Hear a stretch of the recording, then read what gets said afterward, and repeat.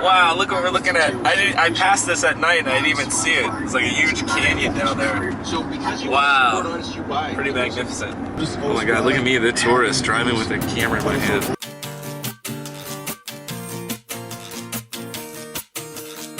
I bought one of these cell phone mounts at one of these truck stops because I thought, man, I really want one of these. I couldn't find one online that would fit the Chevy Express exactly. And I thought maybe this universal thing will work. So I haven't had much luck with these in the past, these universal mounts, and I'm not having luck this time either. This thing's a piece of junk, man. Put it in there, it just doesn't stay, falls down. I originally wanted to put it right here, but this is a vertical mount and it doesn't have the supports to do that. So that was a bust. And then I finally got it kind of mounted here when I was parked at a rest stop, and then I realized once I put the paddle shifter down, it made the thing cock this way, and it just, oh, so frustrating. And I had just at the rest stop thrown the receipt away. So so I didn't want to turn back and get it. That was 20 bucks. That was a waste. Never again will I do that. So here's what I did. I had this in mind earlier. I had done this in the past and this works great. If you just get this 3M Velcro tape, this stuff works in a pinch. It won't leave any adhesive marks behind. And if you can live with having a little bit of Velcro on the back of your phone, like, this is by far like the most useful and cheapest way to mount a cell phone.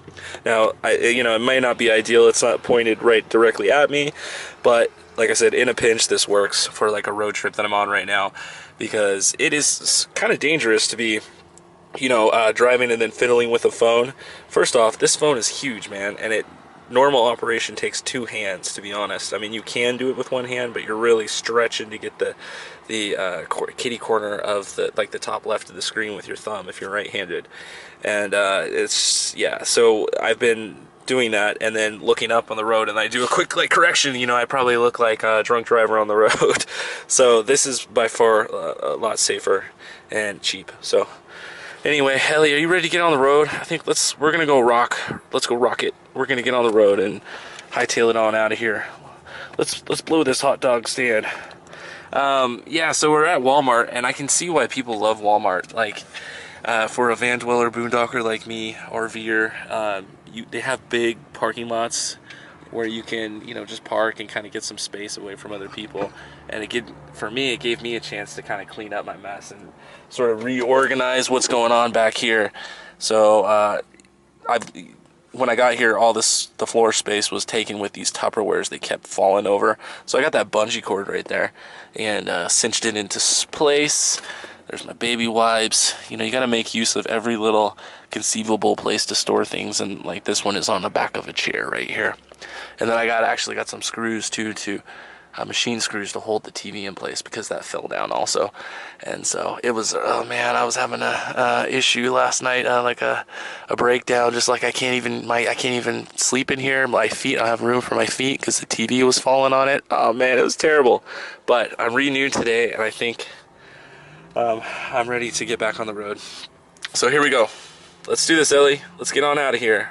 Here we are, parked at a pit stop. I had to brake to take a leak, and I also took this as a chance to regain some of my sanity. As soon as I took off from Walmart, the chair flew out and hit the door, and some of these shells fell off. So what I've done is I'm using these someone commented that I should use these things.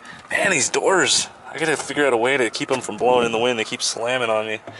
But anyway, so this chair was also, the way I designed this desk is that I wanted to be able to push the chair under the desk so that I could have as much space in the area, the walking area, as possible. And one of these shelves it's actually still kind of in the way, but it's blocking this from being able to be pushed in all the way. So but I moved it. I'm gonna have to rejigger it a little bit, and I'm also this time using these little clips. Someone recommended that I use those, and yeah, it makes a huge difference. A lot of times these were just falling off in hard turns, so once I put those on there, they actually stay. And then also I got a bungee cord for the chair, so it stays in place. So when I was at Walmart, I got this, and then I bent the ends so they're not like 90-degree angles or whatever. And let's see if I can get it. I hate bungees. I always imagine they're gonna slap back in my face. I guess I've had some some bad experiences with bungees in the past. So there we go. So that is the maximum floor space allowed in this vehicle right now with this design. So yeah, I've got my Tupperwares. They're also secured by a bungee here. And let's get back on the road. I want to make it to Salt Lake City before it gets dark. Ellie, where's my dog? Ellie girl. Oh man, I gotta keep an eye on her. That's something I gotta do, is get like a leash for her, because she likes to sit down in the shade, but then every once in a while she'll just disappear on me. I saw a Nomadic Fanatic. He has his cat leash and he just tied it around here permanently. So that was a cool idea. I might do something similar. Anyway, back on the road. On the road again. So have a look at this fuel economy that it's reporting right now. Can you see that? 21 miles per gallon. I've been watching that number creep up over time. Hey Ellie, move girl, get back. You're not supposed to be on this chest right here. Anyway, so yeah, it's 21 mile per gallon. That's not too bad in a huge van like this. I think it's an accurate number, I'm not sure, but I'll have to verify that with checking the actual numbers. But man, isn't that good for a huge van like this?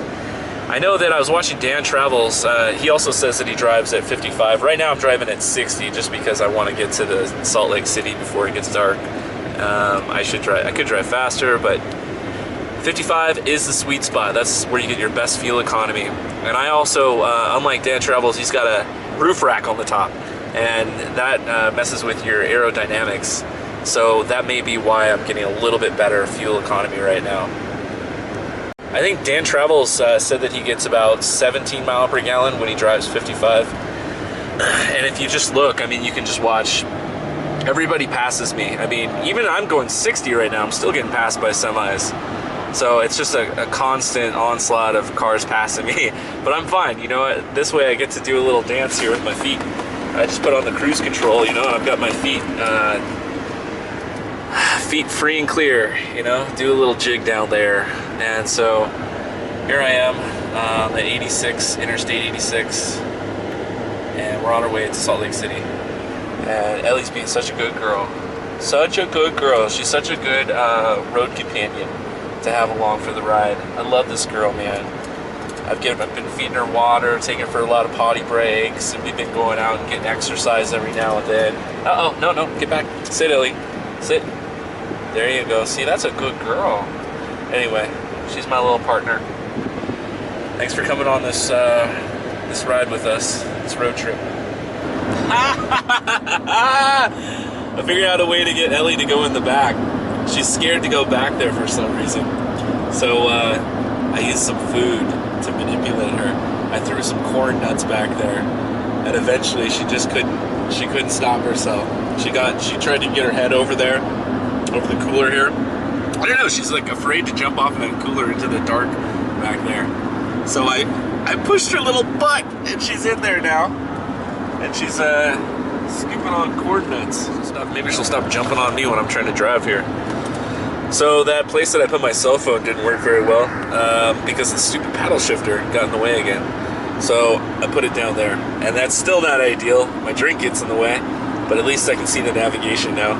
And texting, I can do a little texting, which should not be doing, but I rest my arm right here on this cooler, and then I can kind of do this kind of thing. Beep, beep, beep, boop, bop. Uh-oh, I better pay attention to the road. This is not safe. This is why you're not supposed to text and drive. Hey guys, so someone on here left me a pretty hateful comment. He called me a wannabe e-beggar, and that really got to me. I take issue with that. Is my e-begging so outlandish that you can't take it seriously? Am I the Pinocchio of e-begging? You know, one day I'm going to be a real e-beggar. You guys just wait and see. And until then, I'm leaving until I get the respect that I deserve. I've had it with you two. That's it. I'm gone. Thanks for watching, guys. Get out there and live the dream. LTD. Later.